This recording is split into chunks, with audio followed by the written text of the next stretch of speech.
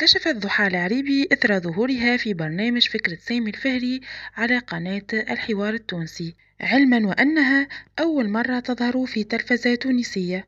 تحدثت عن مستواها الدراسي وهي التاسعة أساسي، وكان آخر معدل لها 3 من 20، ذلك بسبب حبها للعمل في محل المرتبات، علما وأن المرتب بسيط لا يتجاوز 200 دينار تونسية. وبعد طردها من المحل المرطبات اتجهت نحو تطبيق التيك توك، وتحدثت عن المبالغ التي تحصلت عليهم من هذا التطبيق، كاشفة أنها في ساعة حصلت على قرابة 20 مليون تونسية. وكان هذا التصريح قد أثار جدلا كبيرا عبر مواقع التواصل الاجتماعي.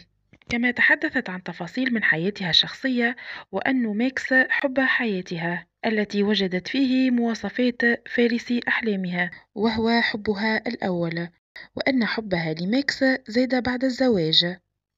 كما تحدثت عن سبب ذهابها هي وأخيها إلى الأردن قبل الزواج، أنها ذهبت للعمل وأنها خسرت في لعبة مع ميكس على التيك توك، فكان الحكم أنها تذهب إلى الأردن. وكانت من بين الأسئلة عن ذهابها لليبيا قائلة أن الاستقبال كان خيالي، وأن الشعب الليبي تكن له مودة كبيرة، وتقاضت 11,000 دولار والعديد من الهدايا التي ملأت الأوتيل من ملابس وأيفونات وذهب. كما تقاضت 50,000 دولار لحضورها كأس العالم في قطر، وتقدم تحية للشعب القطري.